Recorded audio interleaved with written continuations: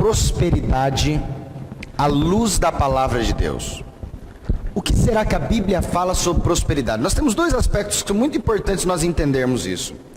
Eu hoje vou caminhar com os irmãos, nós já começamos sobre isso, mas quero caminhar com os irmãos em algumas coisas aqui. Bem, nós já falamos com os irmãos que prosperidade, na realidade, é uma palavra hebraica, barak, na onde nós estamos falando que vai muito além do que apenas riquezas materiais. Barak tem a ver com prosperidade, multiplicação. Quando nós falamos que Deus coloca o homem no jardim, na região do Éden, e ali na região do Éden o Senhor o abençoa, o Senhor derrama sobre ele prosperidade. Agora, prosperidade sobre a vida do homem não tem exclusivamente relacionado com aspectos financeiros.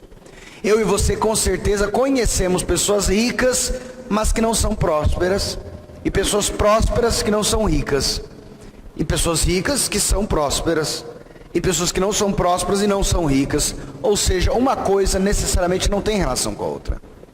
Mas o que nós precisamos entender à luz da palavra de Deus é que prosperidade, à luz das Escrituras, nesse âmbito material, não tem necessariamente a ver com salvação. Quando nós falamos a respeito de prosperidade, prosperidade é diferente de salvação para a vida eterna. Pode ser que você tenha salvação e você vá para a glória, como nós falamos com os irmãos na data de ontem, você participe do reino de Deus, você seja um embaixador do reino, que você seja um ministro do Senhor, mas que você não tenha prosperidade na sua vida. Você vai ter vida eterna, e quando o Senhor voltar, ou você morrer, você estará com Ele, mas você não terá prosperidade. Mas, de igual modo, se prosperidade é diferente de salvação para a vida eterna, pode ser que você tenha prosperidade, mas você também não tenha a salvação. Então eu posso ter a salvação e não ter prosperidade. Eu posso ter prosperidade e não ter salvação. Porque uma coisa não está necessariamente vinculada à outra. Eu conheço pessoas nas escrituras, que tinham a salvação para a vida eterna, mas não tinham prosperidade. Por exemplo, nós temos uma história de uma mulher que chega para o profeta Eliseu e diz: o teu servo, filho dos profetas, morreu e me deixou uma dívida muito grande. E vieram os credores e agora estão querendo tomar os meus 2 filhos para levá-los como escravo. Ou seja, uma viúva de um homem de Deus, filho dos profetas, servo de Eliseu, morre. Portanto, nós vemos salvação na vida desse homem, mas nós vemos uma grande bagunça financeira na vida dele. Nós vemos um grande problema no âmbito da prosperidade econômica na vida dele, pois ainda que ele tinha salvação, ainda que ele conhecia o Deus de Israel, ele não conhecia muitos princípios a respeito do Deus de Israel nas Escrituras. E de igual modo, nós podemos ter alguém que tem a prosperidade, mas que não tem a salvação. Quando falamos de prosperidade, prosperidade decorre de obediência a princípios bíblicos. Esse é um aspecto. Prosperidade decorre de obediência a princípios bíblicos. Quando nós tivermos um versículo aqui no quadro, eu gostaria que nós lêssemos todos eles juntos, tá bom? Deuteronômio 11, 26, vamos ler todos eles juntos?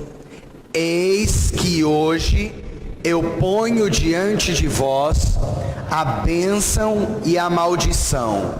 A bênção quando cumprirdes os mandamentos do Senhor vosso Deus, que hoje vos ordeno.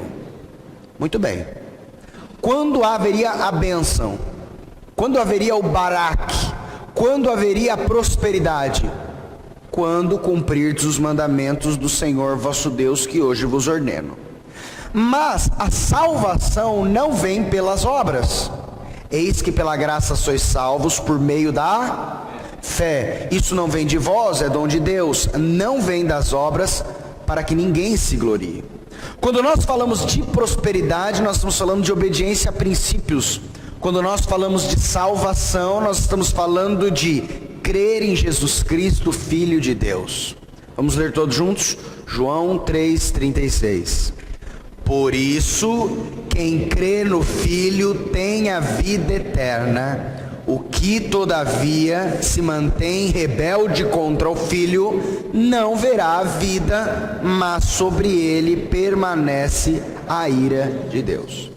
Por isso hoje, nesse período da manhã, eu não gostaria de compartilhar com os irmãos a respeito necessariamente da salvação para a vida eterna, mas eu gostaria que nós olhássemos nas Escrituras alguns princípios que o Senhor nos dá relacionados à prosperidade na palavra de Deus.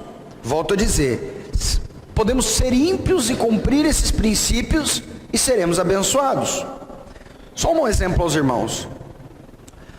A Bíblia, o Senhor nos mostra princípios. Eu posso necessariamente ter um casamento, porque hoje existem ímpios com casamento abençoados e existem cristãos com casamentos prejudicados, com casamentos desfalecidos. Por quê? Porque existem ímpios com casamentos prósperos e existem cristãos com casamentos não prósperos. Irmãos, porque os ímpios, muitas vezes, até mesmo sem saber ou sem conhecer expressamente os princípios da palavra sobre a prosperidade do casamento, os aplicam. Vou dar um exemplo. Vós, maridos, amai vossas mulheres. Ele pode não entender essa palavra, logicamente, como Cristo amou a igreja e a si mesmo se entregou por ela. Mas se um marido ama sua esposa, mesmo que ele seja um ímpio, ele será abençoado na observância do amor dele para com a sua esposa. Vós, maridos, tratai vossas mulheres como um vaso mais frágil. Vós, maridos, não vos irriteis contra elas. Isso são princípios que estão nas Escrituras que, se forem aplicados por ímpios, terão casamentos abençoados. Vós, mulheres, sujeitai-vos a vossos maridos. Vós, mulheres, mulher virtuosa, quem achará o seu valor excede o de rubis ou de pedras preciosas? A mulher sábia edifica sua casa, a tola destrói com as próprias mãos. Se uma mulher for uma mulher sábia, se uma mulher for uma mulher que observar os princípios, ainda que ela não conheça a respeito do Senhor, ela terá um casamento abençoado. Mas há dentro das igrejas muitos homens e muitas mulheres que, ainda que conheçam esses versículos, não os aplicam. Portanto, se eles não os aplicam dentro da sua casa, o que acontecerá com o casamento deles? Vai ser um casamento que será derrubado. Por quê? Por mais que eu conheça o princípio, eu não o aplico. Eu já conversei com os irmãos em algumas semanas atrás, se não me falha a memória, a respeito de 2 primeiros princípios. Portanto, vou passar eles aqui apenas aos irmãos. Nós falamos como primeiro princípio, já falamos muito sobre eles, dízimos e ofertas. E por isso vou caminhar com os irmãos que falamos sobre o segundo princípio, se não me falha a memória. Falamos sobre o segundo princípio? Falamos sobre o segundo ou não falamos? Falamos? Não façam dívidas, não devais nada a ninguém, a não ser o amor com que vos ameis uns aos outros. E eu gostaria que hoje nós caminhássemos adiante no terceiro princípio em diante. Amém? Amém. Se os irmãos que não estiveram aqui depois quiserem, eu tenho aqui os textos, posso compartilhar com o pastor Cláudio ou com você diretamente, e aí os irmãos fiquem muito à vontade. Primeiro e segundo princípio. O terceiro princípio que a Bíblia nos mostra, se você quer ter prosperidade nos negócios, prosperidade na sua vida financeira, é que você tenha honestidade nos seus negócios. Hoje ontem eu estava numa aula de pós-graduação com um grupo de juristas, e nesse grupo de juristas, nessa aula de pós-graduação, nós estávamos falando a respeito de corrupção. E quando falamos a respeito de corrupção, eles estavam falando, puxa vida, viu, mas esse aí dá para ganhar muito dinheiro, né? E naquele momento eu cheguei para ele e eu falei, olha, você esquece a verdadeira lei da semeadura. Não erreis, Deus não se deixe escarnecer. Tudo que o homem plantar, isso também ceifará, ou colherá. Há um princípio nas Escrituras muito claro, que é o princípio da colheita. Tudo que nós plantamos, nós colhemos. E quando nós pensamos com relação à desonestidade nos negócios, nós podemos entender que desde o menor negócio até o maior, mesmo você sendo patrão ou você sendo funcionário, você vai ter a oportunidade de agir com desonestidade no seu negócio. Desde que você seja um frentista, você tem a oportunidade de desviar alguma coisa. Eu vi esses dias na televisão alguém que pegava a gasolina e quando estava colocando no carro e a pessoa não via, ela tinha um balde do lado, ela pegava e colocava, o frentista colocava um pouquinho de gasolina aqui, para que ele desviasse a gasolina e vendesse um pouco de gasolina separada para ele ganhar um dinheirinho também.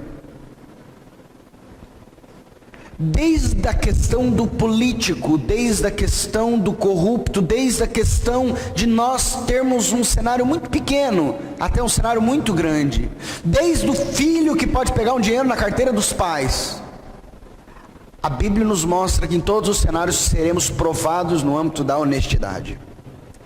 Provérbios capítulo 3, versículo 27 e versículo 29 diz assim, vamos ler: não te furtes a fazer o bem a quem de direito, estando na tua mão o poder de fazê-lo. Não maquines o mal contra o teu próximo, pois habita junto de ti confiadamente. Quando a Bíblia diz, não te furtes a fazer o bem a quem de direito, faça o certo a quem é devido que lhe faça o certo. Eu não precisava dar esses exemplos, mas dando esses exemplos para que você entenda as consequências que geram o cenário da desonestidade. É verdade que a desonestidade nos traz, num primeiro momento, uma grande alegria e satisfação. Por quê? Porque no primeiro momento ela parece ser lucro, ela parece ser benefício, ela parece que eu estou saindo na frente. Nós como brasileiros criamos uma nomenclatura, um nome dado a isso. Nós temos um jeitinho brasileiro, nós temos a vantagem que podemos ganhar em cima disso. Nós criticamos muitas vezes nossos políticos, nós criticamos muitas vezes nossas autoridades, mas nós mesmos muitas vezes nos portamos de maneira desonesta, e infelizmente eu falo isso até mesmo com relação à igreja do Senhor. Em todos os setores você vai ter a oportunidade de agir com honestidade ou desonestidade, mas há princípios nas escrituras que nos mostram: a desonestidade tirará a bênção sobre a sua vida. Eu poderia falar a respeito, no atual cenário brasileiro, a respeito do próprio Sérgio Cabral, ex-governador do estado do Rio de Janeiro, homem tão rico, tão poderoso, mas que agora está preso. Nessa semana passada nós tivemos a prisão de diversos deputados da Assembleia Legislativa do Rio de Janeiro, homens poderosos no âmbito do estado, um dos maiores estados do país.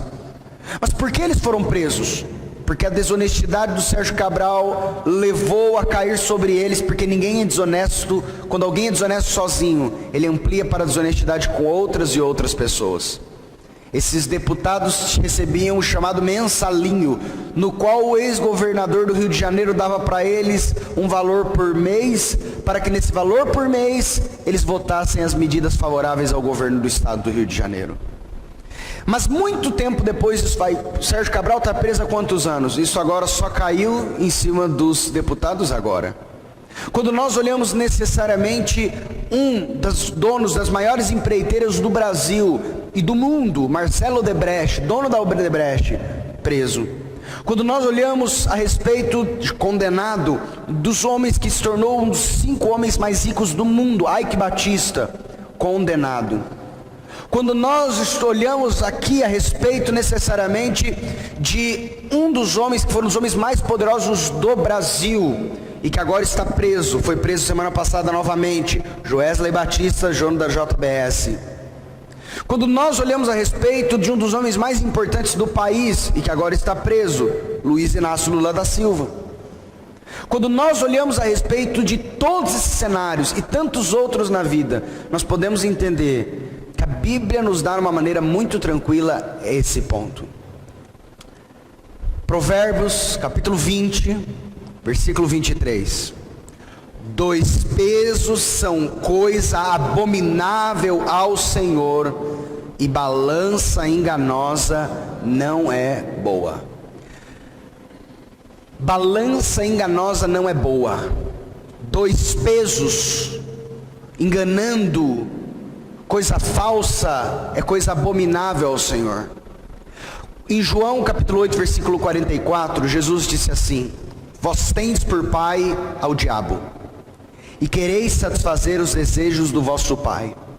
Ele foi homicida desde o princípio, e não se firmou na verdade, porque nele não há verdade. Quando profere mentira, fala do que ele é próprio, porque ele é mentiroso, e ele é o pai da mentira. Portanto, irmãos, quando nós nos inclinamos à mentira, nós não nos inclinamos a um fruto do Espírito. Quando nós nos inclinamos à mentira nas nossas relações, nós estamos nos inclinando ao pai da mentira, a Satanás. É interessante de que nós temos aqui no estado de Mato Grosso do Sul um ex-governador muito poderoso que está preso, André Putinelli, e também seu filho e também um dos seus advogados. Se não falha a memória, já passaram 2 ou 3 meses que ele está preso, ainda que não se esperasse isso. E um dia eu estava conversando com um irmão em Cristo a respeito da corrupção, e eu falei para ele: que vida terrível, não é verdade? Essa vida de corrupção. Porque a pessoa ela é corrupta e ela tem muito dinheiro, mas ela não pode verdadeiramente usufruir da prosperidade que em tese ela tem.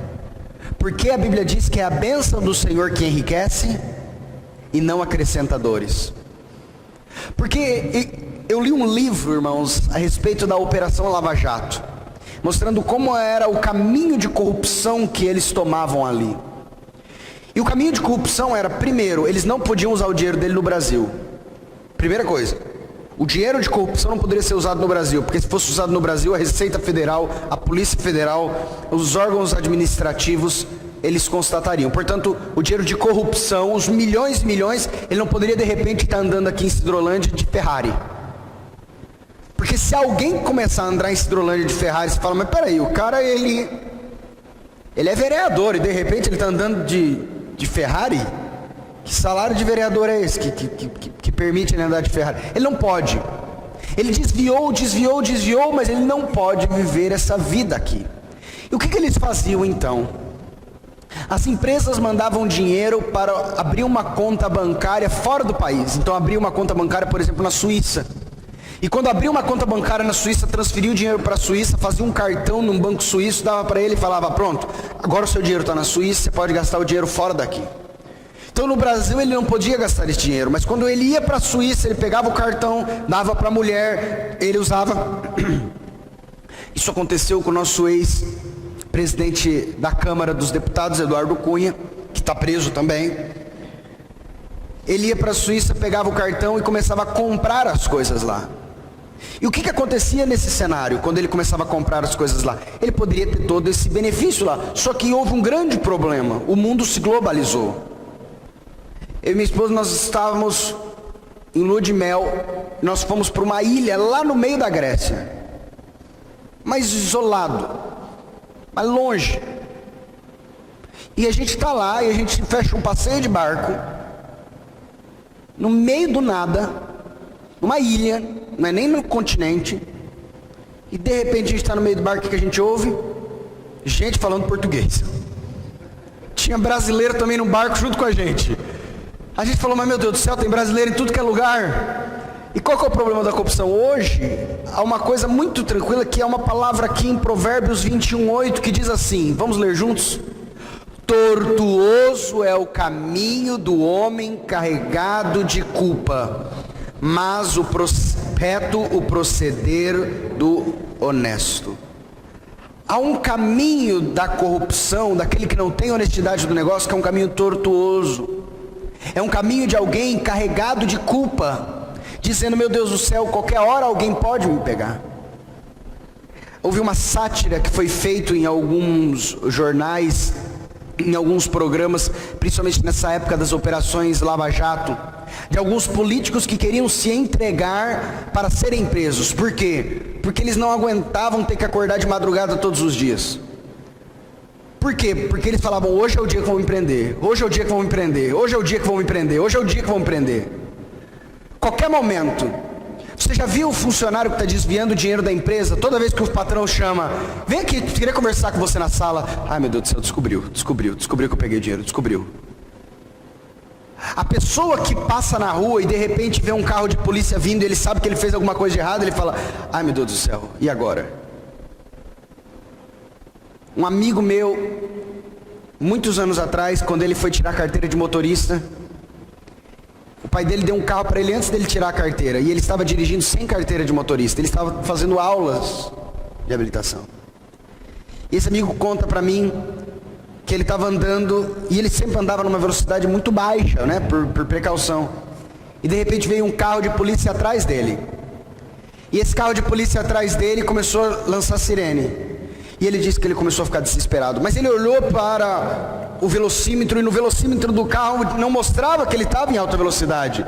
E ele olhou e ele falou: o que está acontecendo? Não está nada de errado, não está nada de errado. Mas o coração dele começou a... Por quê? Porque ele sabia: se eu paro, eu estou sem carteira, eu vou perder carteira, o carro vai ser apreendido, e agora? E ele andando devagar, e a polícia deu sinal, e ele até deu uma freadinha. E aí a polícia podou ele, a polícia parou, passou do carro dele, e na verdade o guarda passou do lado dele e fez assim, ó: anda mais rápido. Ele fez assim e continuou. Mas se ele tivesse com carteira, se ele tivesse tranquilo, o que ele faria? Pois não, seu guarda. O carro está em dia, que eu não tenho nada, não tem nenhum problema, estou com carteira, o que o senhor está precisando? Provérbios capítulo 11, versículo 3 e 6. A integridade dos retos os guia, mas aos enganosos a sua mesma falsidade os destrói. A justiça dos retos os livrará, mas na sua maldade os enganosos serão apanhados. Isso é uma verdade da palavra. Na sua maldade os enganosos serão apanhados. Há uma palavra das Escrituras que diz que um abismo chama outro abismo. Portanto, eu quero lhe pontuar uma coisa: as riquezas da injustiça são riquezas que levam ao inferno. A bênção do Senhor é que enriquece e não acrescenta dores.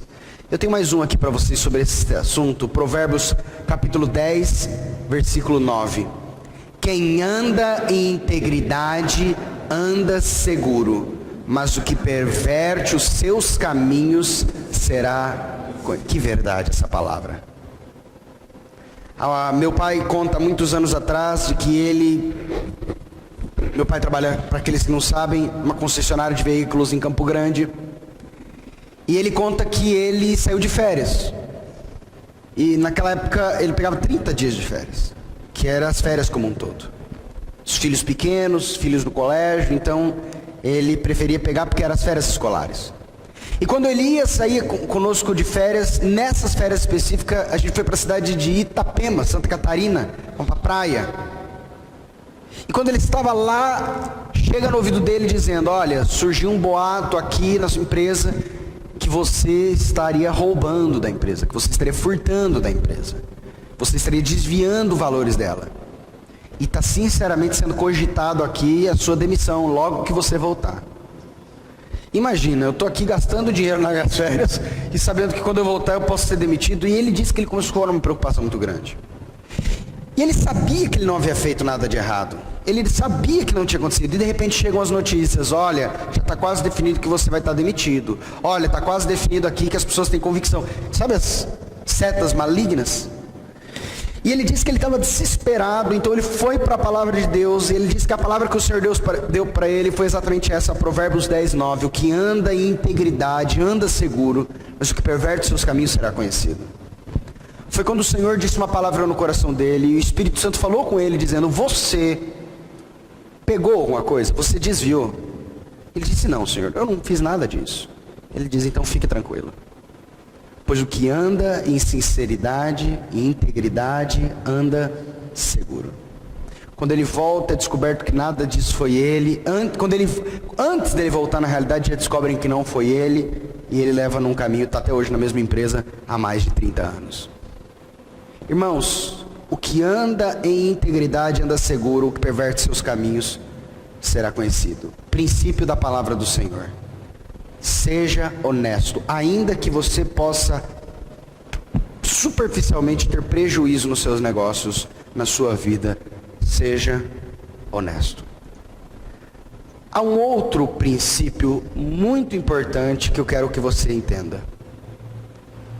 Princípio da palavra: faça um fundo de reserva, ou um fundo de investimento. Isso no meio da igreja é algo muito raro na vida de muitos irmãos. Eu pergunto, quanto você tem de fundo de reserva? Na cidade de Campo Grande nós estamos tendo uma reforma no centro da cidade, ali na 14, na 13 e tal. Nós estamos tendo uma grande reforma, tão grande, como disse como chama a prefeitura, uma revitalização. O problema dessa revitalização é que há dois, essencialmente. O primeiro, ela é feita na rua, logicamente. E qual é o grande problema? Tem muitas pessoas que têm uma loja na rua. E quando eles fecham a rua, a pessoa que tem a loja na rua, por mais que eles abriram um caminho de calçadinha para alguém entrar, as vendas, ninguém entra mais na loja. Imagina você que tem uma loja aqui, exatamente na frente da sua loja é feita uma obra. Ninguém mais entra na obra na frente da sua loja. Segundo problema, a obra que era para durar X tempo, está durando 2, 3, 4 vezes mais do que o que estava programado inicialmente para acontecer. Portanto, muitas lojas no centro da cidade, na cidade de Campo Grande, estão fechando, porque eles não têm condições de se manter. Mas o que nós percebemos é que muitas dessas lojas não teriam condições de se manter um mês. Porque ela não tem o que no âmbito empresarial chama capital de giro. Ela não tem ele não tem capital suficiente para conseguir se manter, se não entrar para pagar pelo menos as contas. Mas quando nós olhamos a respeito disso, meus irmãos, nós vemos que nas nossas vidas muitas vezes acontece isso. Se você for demitido hoje, quanto tempo você consegue ficar sem salário? E não adianta você falar, vou dar entrada no seguro-desemprego. Eu não estou considerando seguro-desemprego. Eu estou dizendo, se você for dispensado hoje, se aconteceu uma crise hoje, quanto tempo você consegue ficar sem salário? Sabe qual é o grande problema, meus irmãos? Você vai falar, Felipe, mas você está nesse momento de crise. Mas exatamente. Neste momento de crise, por quanto tempo você consegue? Há um princípio muito forte, e principalmente no âmbito dos judeus, que é exatamente esse prisma da reserva. De entender aquela palavra de Deuteronômio 28, ser cabeça e não cauda, emprestar e não tomar emprestado. E quando Salomão escreve esse provérbio, Provérbios capítulo 10, versículo 5, vamos ler juntos? O que ajunta no verão é filho sábio, mas o que dorme na cega é filho que envergonha. É interessante isso. Vamos entender um pouco esse provérbio. O que ajunta no verão é filho sábio, o que guarda no verão é sábio. Quando nós estamos pensando num cenário de colheita, nós colhemos no inverno, sim ou não? Inverno é momento de fazer grande colheita? Inverno é momento de fazer grandes colheitas? Não. Aqui a ideia, ele não está dividindo em 4 estações, ele não está dividindo primavera, outono, verão, inverno. Ele está dividindo em 2 estações. A estação fria e a estação quente. E a ideia aqui é uma ideia bem simplista, dizendo, qual é o momento que você colhe? Eu colho no momento da estação quente, não no momento da estação fria. Mas quando nós temos prosperidade no nosso trabalho, você que é comissionado e ganha uma grande comissão no mês, você que de repente começa a receber um aumento de salário, o que normalmente nós fazemos com isso? Qual é a lógica? Bem, se eu sou comissionado e a minha média de salário é R$2.000, e esse mês bomba, eu ganho uma super comissão, faço uma super venda e meu salário esse mês é 6 mil. Olha só, eu estou falando de alguém que tem uma média de 2 mil e agora vai ganhar 6 mil. A proporção, você caminha para qualquer valor. Mas essa é a ideia. Eu ganhei 2, agora vou ganhar 6. Portanto, eu ganhei 4 mil reais a mais do que eu ganho normalmente. O que eu faço com esses 4 mil? Normalmente a pessoa faz o seguinte, ela faz uma dívida de 5. Ou no mínimo ela gasta os 4.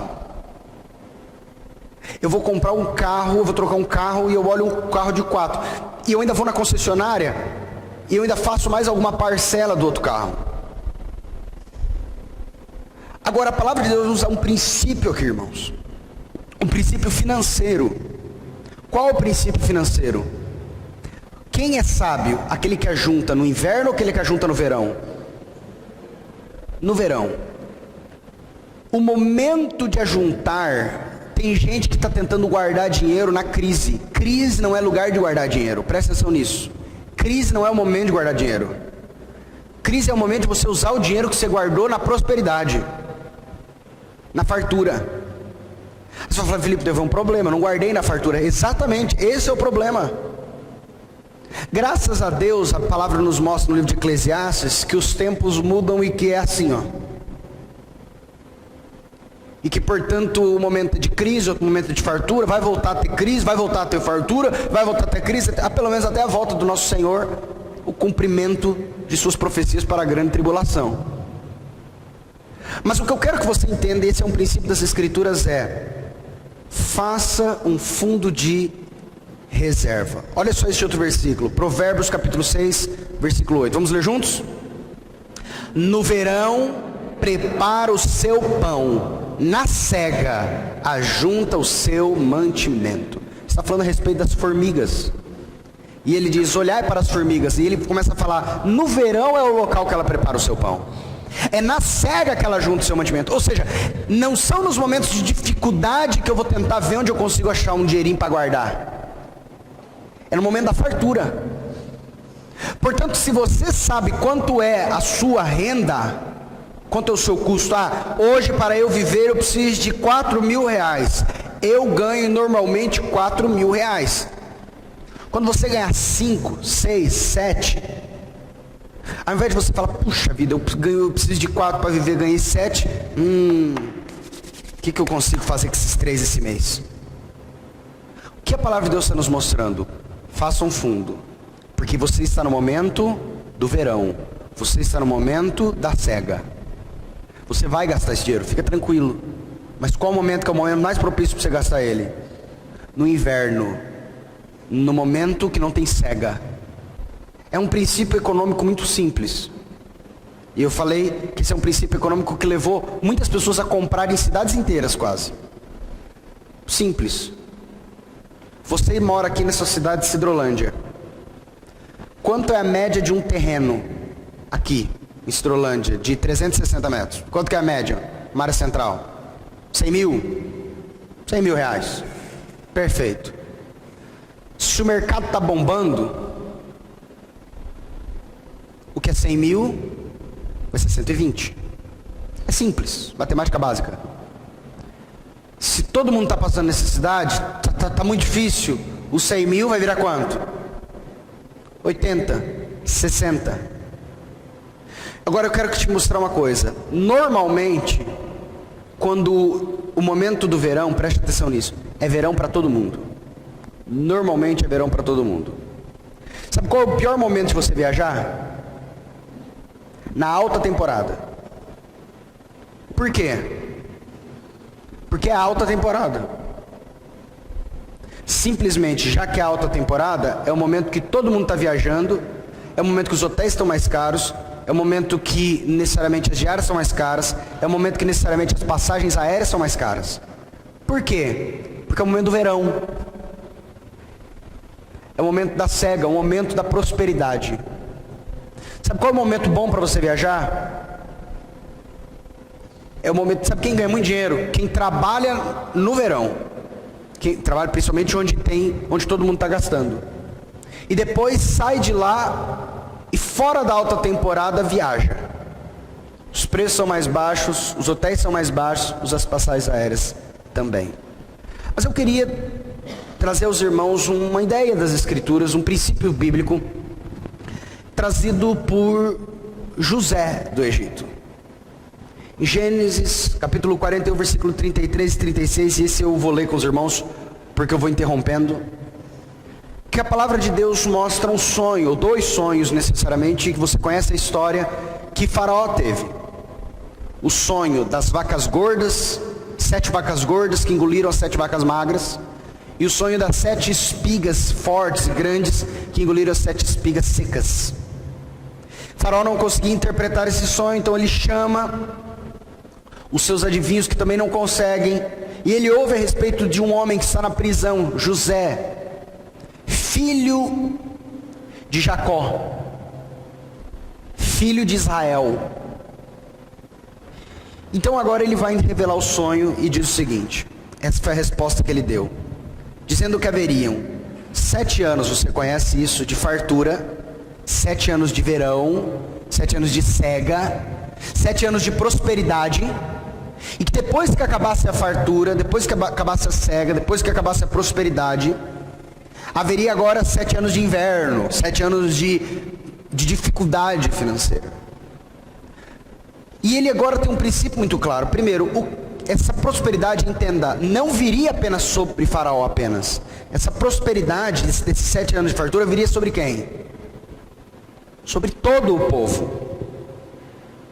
Portanto, essa mesma dica aqui que José está dando para Faraó, se qualquer um do povo tivesse seguido, se qualquer um do povo tivesse aplicado, o final do destino, o final da vida, o final da consequência da vida desse povo teria sido diferente. Mas olha o que acontece.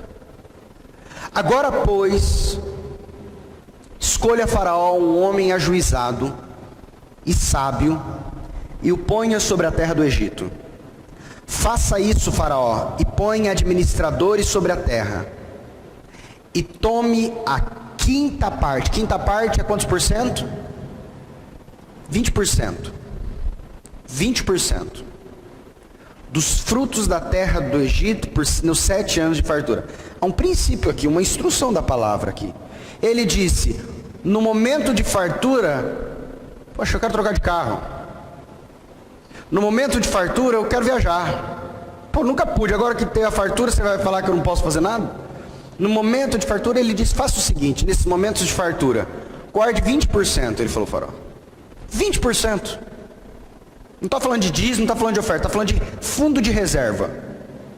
E ele dá até um número, os irmãos falam, mas quanto eu guardo? A Bíblia diz aqui uma quinta parte, então, se os irmãos quiserem observar, diz aqui 20%.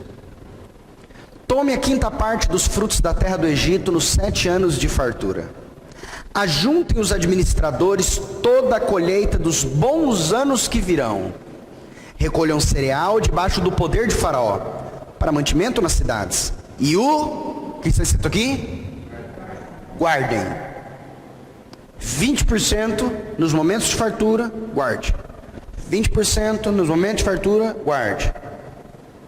Assim, o mantimento, esse guardado, será para que abastecer a terra nos 7 anos da fome que haverá no Egito, para que a terra não pereça de fome. Então preste muita atenção nisso. O que acontece? Eu vou novamente jogar aos irmãos. Essa prosperidade dos 7 anos que veio sobre o Egito, veio apenas somente sobre Faraó? Sim ou não? Não. Veio sobre todo o povo. O que o povo fez nesses 7 anos? Eles gozaram, eles aproveitaram, se deleitaram. Provavelmente compraram novos animais. Provavelmente compraram novas terras. Provavelmente aumentaram as suas plantações. Provavelmente expandiram. E eles falaram, vamos guardar? Guardar para quem? Olha só como é que tá. Amanhã vai ter mais também. E depois vai ter mais também.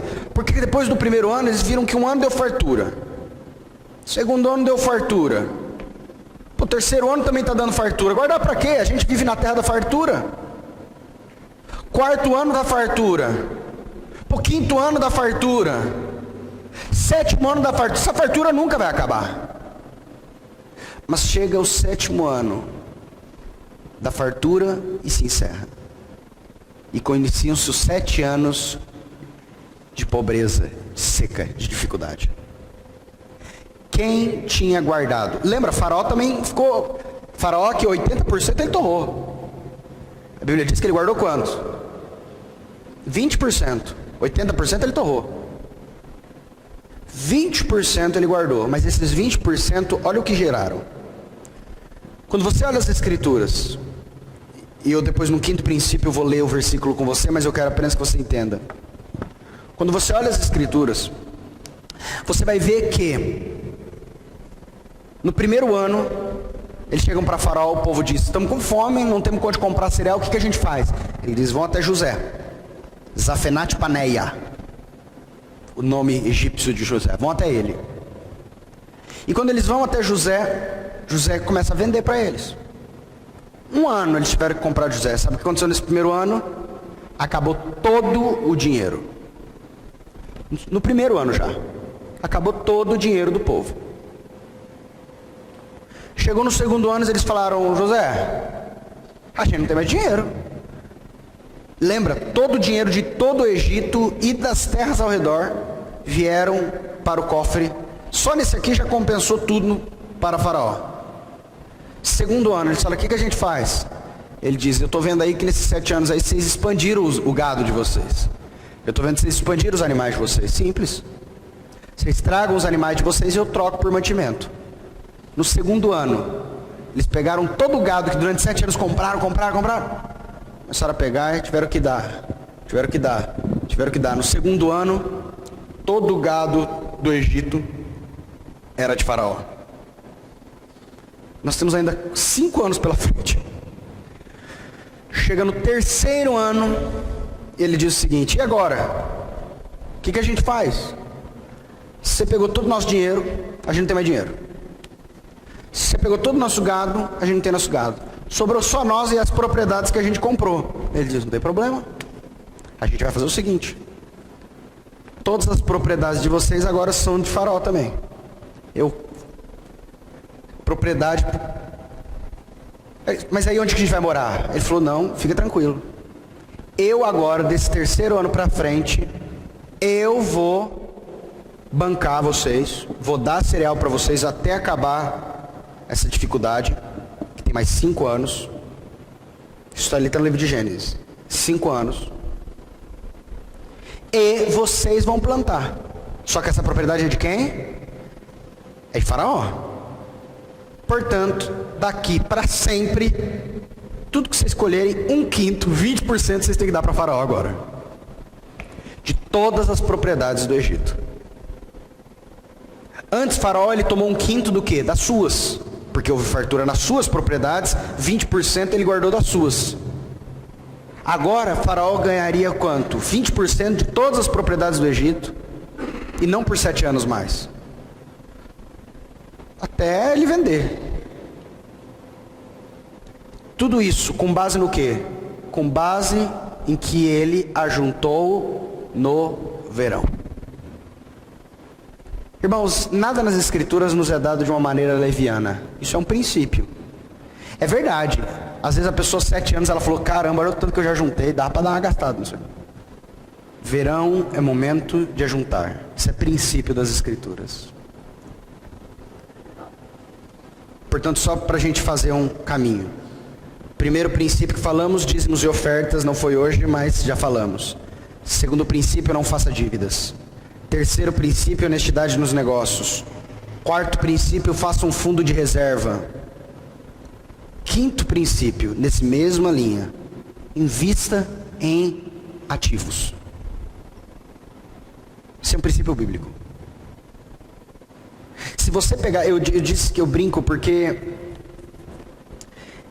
alguns livros se chamam best-sellers. Best-sellers são os mais vendidos. E esses livros mais vendidos, há um livro que vendeu muito, chama O Monge e o Executivo. Um outro livro sobre investimentos, um outro livro. Irmãos, me traga os best-sellers e eu vou mostrar para você, eu vou escrever do lado de cada princípio qual provérbio ele tirou. Ele só não disse que tirou da Bíblia. Mas você está indo na fonte já. Tem um livro,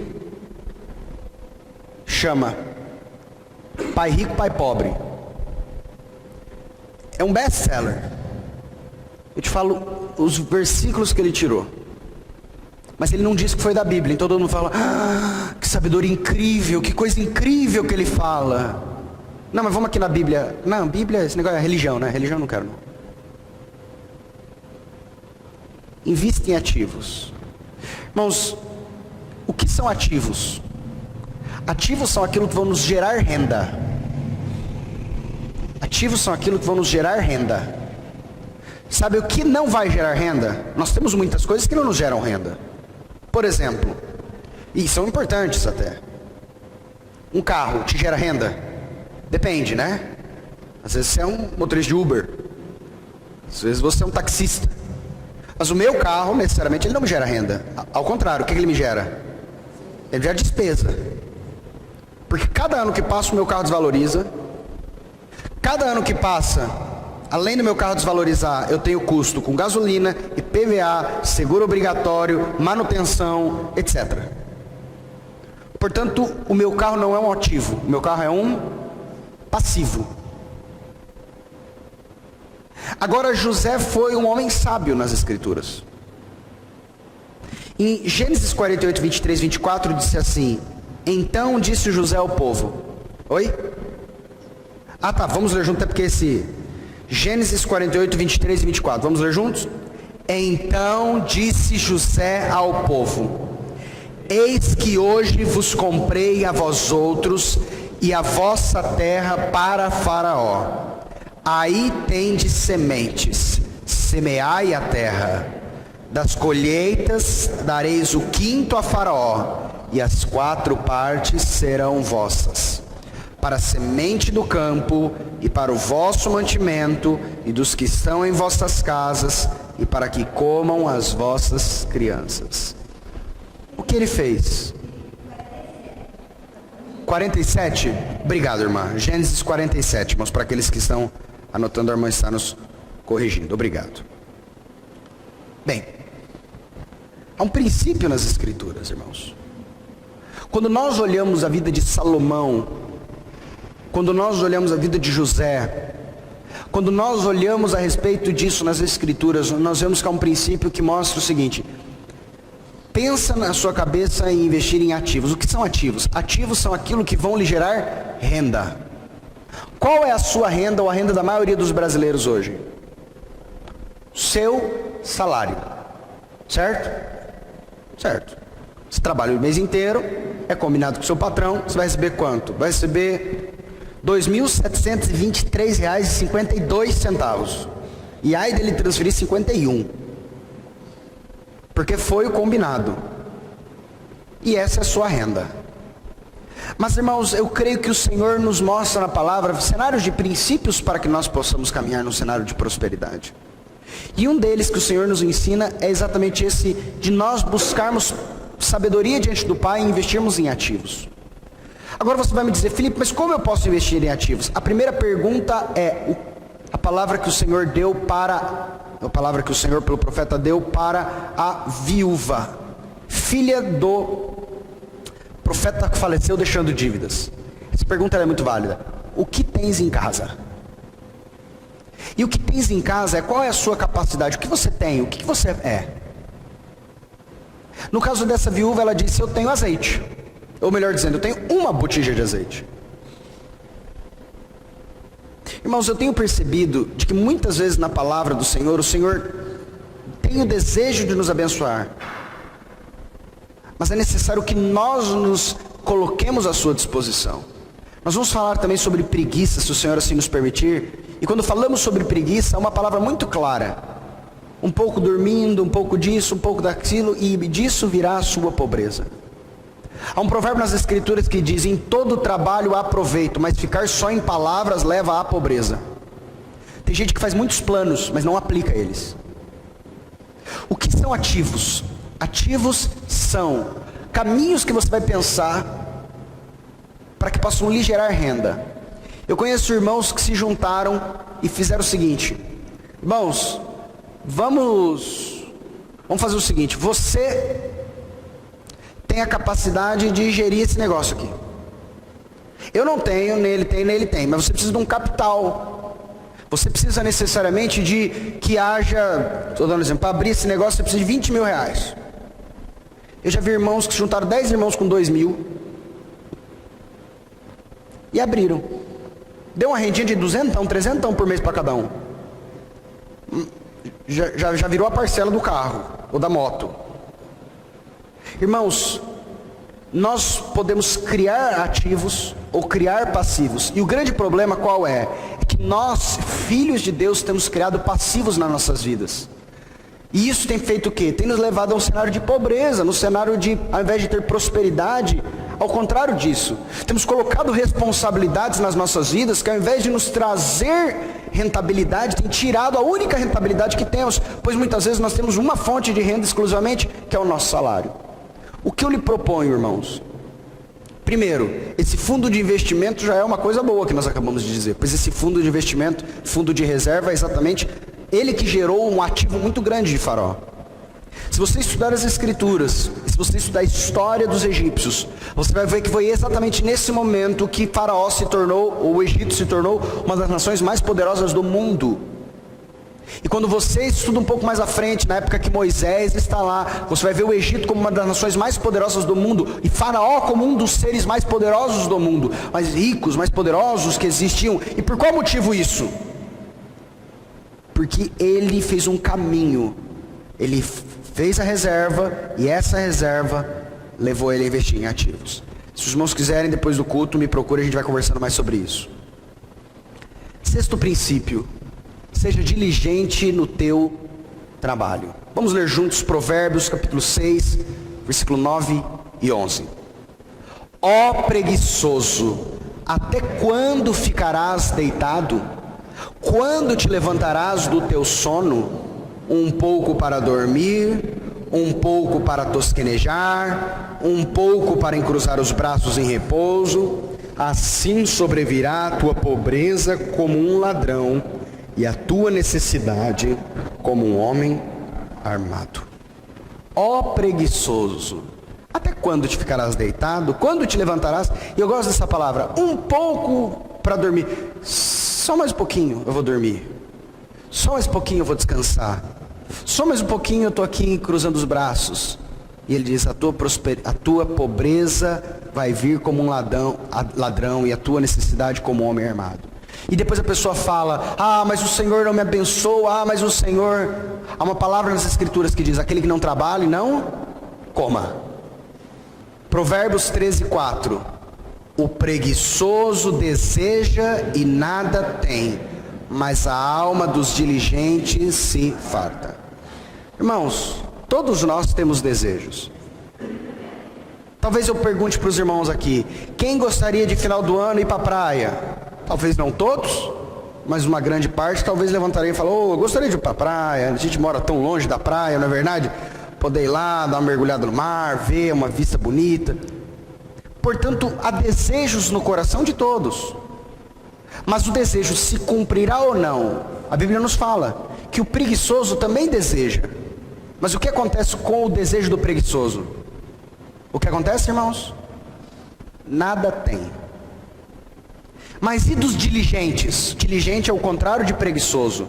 É aquele que não é preguiçoso, é aquele que faz, aquele que corre atrás, aquele que fala, não, vamos lá, o que tem que fazer? Como é que é? Se farta. E é interessante que esse princípio ele aplica-se em todos os cenários da vida, até mesmo dentro da igreja. Eu participo da comunidade e às vezes chego para os irmãos e falo, a gente fala demais, parece que todo mundo está preguiçoso, todo mundo fala, vamos anunciar o evangelho aqui, vamos fazer um trabalho? Vamos. Hoje não dá, hoje estou cansado, hoje tem isso, hoje tem aquilo, hoje trabalhei demais e tal. Mas você não quer que a igreja lote, que os irmãos venham, que as pessoas conheçam a Cristo? Não, eu quero, isso eu quero. Aí a pessoa olha para uma outra comunidade, lotada. Às vezes você fica, mas por quê? Irmãos, entenda uma coisa. Tanto o preguiçoso quanto o diligente, eles desejam. Ambos desejam. A pergunta que eu solto para você é, você deseja assim como eu, assim como qualquer um de nós? Podemos ter desejos diferentes, mas todos desejamos algo. Você é um preguiçoso, você é uma preguiçosa, ou você é um diligente, ou você é uma diligente? Porque o preguiçoso deseja e nada tem, mas a alma dos diligentes se farta. Provérbios 14, 23. Em todo trabalho há proveito, meras palavras, porém, levam à pobreza. Você já ouviu aquela pessoa dizendo, existem vários cenários. Existe aquele que está desempregado e faz todos os planos, a organização, como é que ele vai conseguir emprego, que ele vai não sei o que, não sei o que, não sei o que, não sei o que. Puf, mas deu o final do dia, amanhã eu vou. Aí no outro dia, então, mas eu vou fazer isso, eu vou lá, depois vou lá, isso.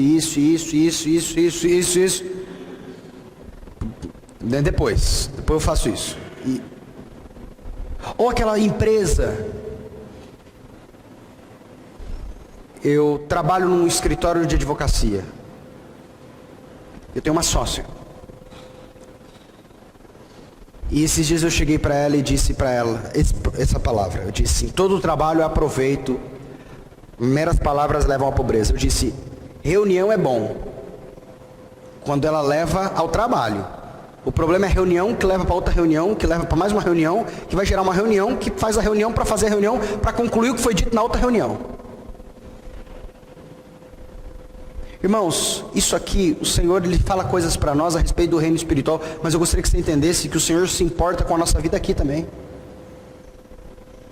Pois, isso aqui não está falando sobre questões meramente celestiais, mas Ele está falando também sobre celestiais, mas também sobre questões materiais, sobre questões dessa vida. O Pai entende que você vive, que você trabalha, que você tem relacionamentos. Nem todos têm um ministério relacionado às missões. Senão onde existiriam os médicos? Senão onde existiriam os engenheiros, os professores? Onde existiriam necessariamente as pessoas que são necessárias para que nós possamos ter essa vida?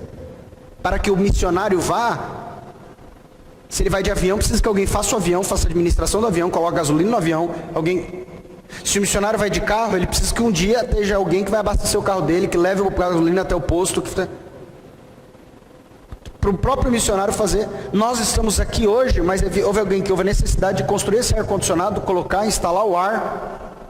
Nós estamos aqui gravando, e houve alguém que houve a necessidade da sabedoria para construir essa câmera. Portanto, cada um no ministério pelo qual foi chamado. Mas todos nós, independentemente, ministérios de embaixadores de Cristo. Portanto, quando a palavra de Deus nos mostra esse princípio de prosperidade, seja diligente no teu trabalho, em todo o trabalho há proveito, meras palavras levam à pobreza. Provérbios, capítulo 12, versículo 11. Vamos ler juntos? O que lavra a sua terra será farto de pão, mas o que corre atrás dos ociosos é falta de juízo. Quando eu estudava no ensino médio, eu estudei num colégio que ele tinha 2 salas, que eles brincavam que eram salas especiais. Todos tinham direito de entrar nessas salas, desde que na média, no último ano, tivesse nota 8. Não era uma nota tão alta, mas nota 8, você poderia entrar nessas salas. Só que essa sala especial, ela tinha um grande problema. Qual? Primeiro, a prova que os professores davam era diferente para essas 2 salas. O colégio que eu estudava, no 3º ano do ensino médio, ele tinha 8 salas de 3º ano. E 2 salas eram essas salas especiais. O problema dessas salas especiais era a primeira. Essas salas especiais, a prova era diferente. Então, os professores faziam as provas para as outras 6 salas, mas para essas 2 salas eles faziam uma prova mais difícil. Para as outras 6 salas, os professores davam trabalhos para os alunos poderem melhorar na nota. Mas para essas outras salas, na realidade, o grande problema era qual? Era que os trabalhos eram mais difíceis e não era para aumentar a nota, era apenas para não perder nota. Então, era uma sala que o professor dava informações extras, etc. Muitos alunos não queriam participar dessas salas, mas alguns decidiram participar. Por quê? Porque nós somos, irmãos, entenda isso, reflexo do meio em que nós vivemos. Nós somos reflexo do meio em que nós vivemos. Por isso que Salmos capítulo 1 vai dizer, bem-aventurado o varão que não anda segundo o conselho dos ímpios, não se detém no caminho dos pecadores, não se assenta na roda dos escarnecedores. Salmos 1. Antes, o 2, tem o seu prazer na lei do Senhor, na sua lei medita de dia e de noite. Porque o meio que nós convivemos nos influenciará. Aqui ele diz: o que lavra a sua terra será farto de pão, vai trabalhar. Mas o que corre atrás dos ociosos, quem são os ociosos? O que é um ocioso? Ocioso é alguém que não faz nada. É falto de juízo. Por quê? Porque os ociosos não trabalham. Se você tem na sua empresa um grupo de ocioso, não fique com eles. Se você tem no seu colégio um grupo de ocioso, não fique se relacionando com eles. Se relacione com pessoas que vão te avançar para frente, pessoas que trabalhem, pessoas que se dediquem. Provérbios 13:4 e 21:25. O preguiçoso deseja e nada tem, mas a alma dos diligentes se farta. O preguiçoso morre desejando, porque as suas mãos recusam trabalhar. A gente já falou sobre esse ponto. O preguiçoso morre, mas morre como? Desejando, não alcançando, porque as suas mãos recusam a trabalhar. Provérbios 24, 30 e 34. Vamos ler esse. Passei pelo campo do preguiçoso e junto à vinha do homem falto de entendimento. Eis que tudo estava cheio de espinhos, a sua superfície coberta de urtigas, e o seu muro de pedra em ruínas. Tendo-o visto, considerei, vi e recebi a instrução, um pouco para dormir, um pouco para tosquenejar, um pouco para cruzar os braços em repouso, assim sobrevirá a tua pobreza como um ladrão, e a tua necessidade como um homem armado. Mas sabe qual é o grande problema do preguiçoso? E eu digo isso a você, não seja um.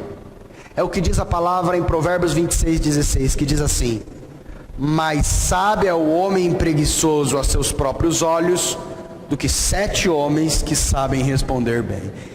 Ele está caminhando à pobreza, ele não avança na vida, mas ele acha que ele é mais inteligente do que 7 homens que realmente são inteligentes. 7 pessoas sábias chegam para ele e falam: cara, não é esse caminho, vamos para outro caminho, esse caminho vai te levar à pobreza, vamos junto, vamos se dedicar, vamos para a guerra, vamos guerrear. Irmãos, independentemente de nós não falarmos a respeito do cenário do sábado, mas uma coisa é certa: o Senhor não deu 2, 4, 5 dias de descanso, ele falou de um dia. Só que tem gente que amplia para 3 dias de descanso, 4 dias de descanso, 5 dias de descanso, trabalha um dia. O Senhor falou 1 dia para descansar, 6 dias para trabalhar. Portanto, isso tem um princípio por trás. 7º princípio, rapidamente: não dê créditos, não dê crédito para promessas de dinheiro sem trabalho. Está muito relacionado ao que nós acabamos de ler. Irmãos, o que tem gente que cai em promessas de dinheiro sem trabalho, e elas podem caminhar por vários caminhos. Pode ser pelo cenário da corrupção, que já falamos sobre honestidade. Pode ser necessariamente quando falamos de um cenário, houve algum tempo, pirâmide financeira, bebum, telex free, etc. tal. Irmãos, Provérbios 13:11. Os bens que facilmente se ganham, esses diminuem, mas o que ajunta a força do trabalho terá aumento. Alas, olha só essa palavra. Os bens que facilmente se ganham, o que acontece com eles? Diminuem, mas o que ajunta a força do trabalho terá aumento. E eu queria caminhar com os irmãos para o último princípio, 8º, que é: se relacione com pessoas que busquem os mesmos princípios que você. Eu falei de 7 princípios, e o 8º princípio é: se relacione com pessoas que busquem os 7 princípios. Provérbios 13:20. Quem anda com os sábios será sábio, mas o companheiro dos insensatos se tornará mau. É difícil nós sermos influenciados fora do meio que nos influencia. Se você andar com gente que toca rock pauleira, há uma grande probabilidade de você se vestir como um do meio que toca rock. Se você provavelmente participar de uma comunidade no qual todas as mulheres têm que usar saião e não pode usar jeans, muito provavelmente eu estaria vendo um público diferente. Eu estaria vendo um público de mulher cheia de saia. Se nós participássemos de uma comunidade no qual as mulheres têm que usar véu, provavelmente eu estaria aqui vendo várias mulheres de véu. E você, mesmo achando que não precisasse ou não, você provavelmente usaria. Porque nós somos influenciados pelo meio no qual participamos.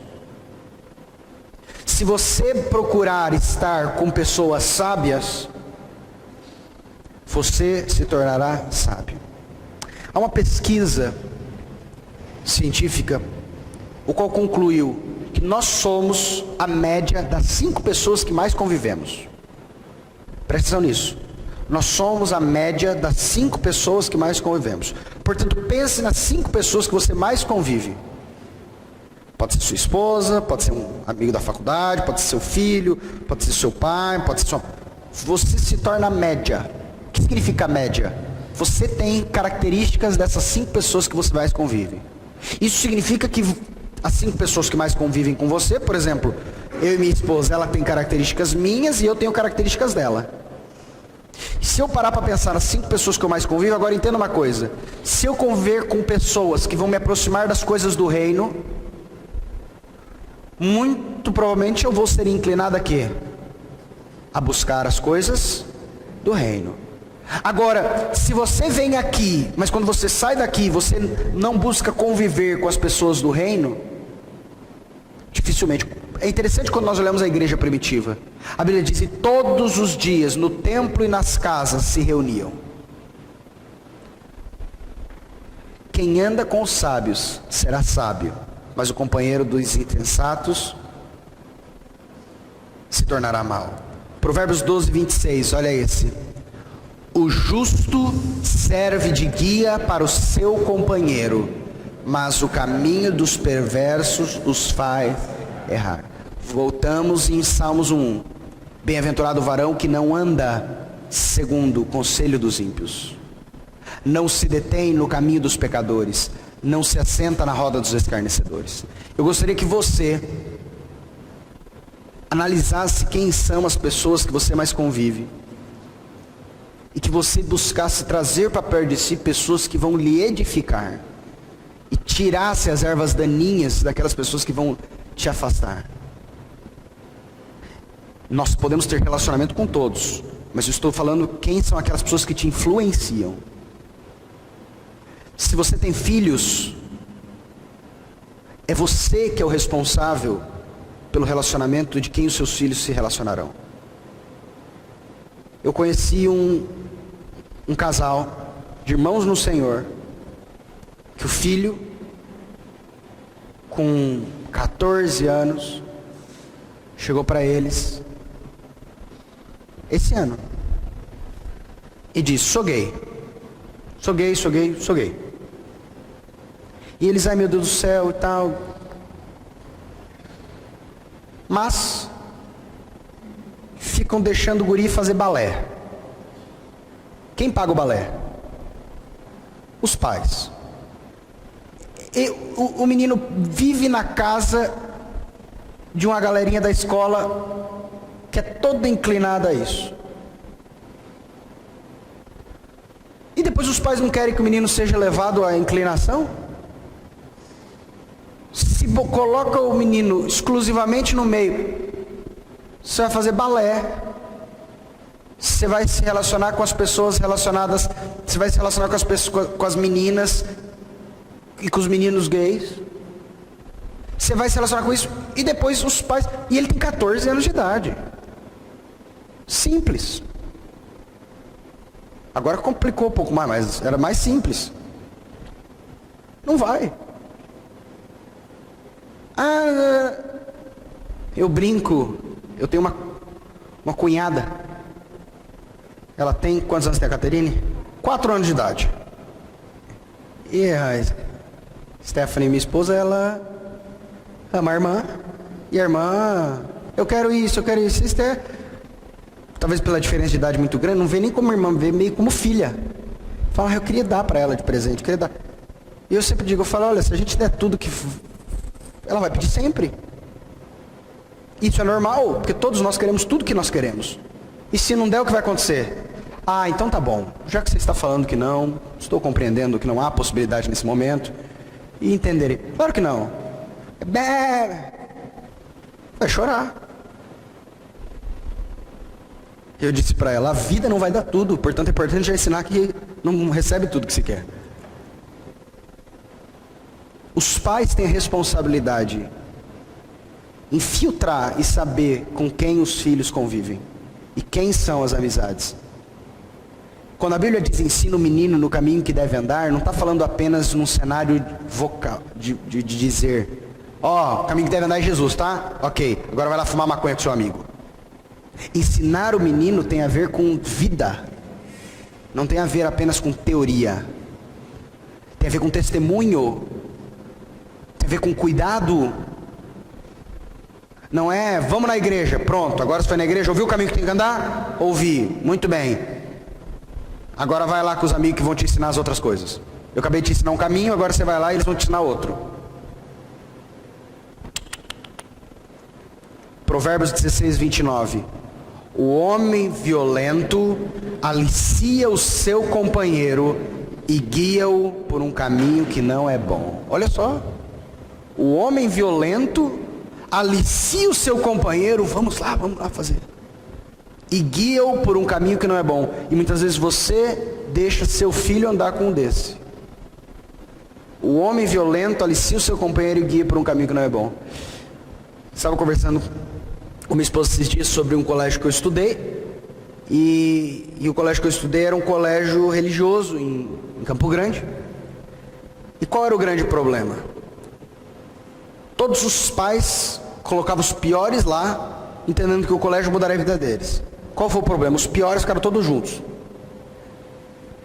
Então aqueles que tinham mais ou menos uma boa influência, eu lembro que eu participei de um grupo no primeiro ano do ensino médio, era um grupo de 8. Graças a Deus pela vida dos meus pais, porque dos 8 eu sou o único que passei de ano, 7 reprovaram. Porque um influenciou o outro negativamente.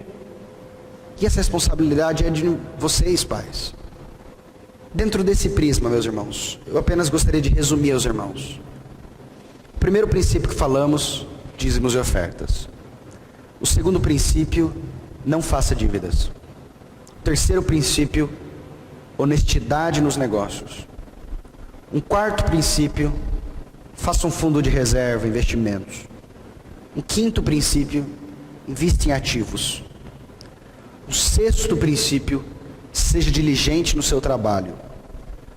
Um sétimo princípio, não dê crédito para promessas de dinheiro sem trabalho. E um oitavo princípio, se relacione com pessoas que busquem esses mesmos princípios que você. Vamos ler Provérbios, capítulo 2, versículos 6 a 10. Porque o Senhor dá a sabedoria, e da sua boca vem a inteligência e o entendimento. Ele reserva a verdadeira sabedoria para os retos. É escudo para os que caminham na sinceridade, guarda as veredas do juízo e conserva o caminho dos seus santos. Então entenderás justiça, juízo e equidade, todas as boas veredas, porquanto a sabedoria entrará no teu coração e o conhecimento será agradável à tua alma. Que você se encha desta sabedoria, a fonte da sabedoria que provém do Senhor. Amém? Pai, a Ti, Senhor, honramos.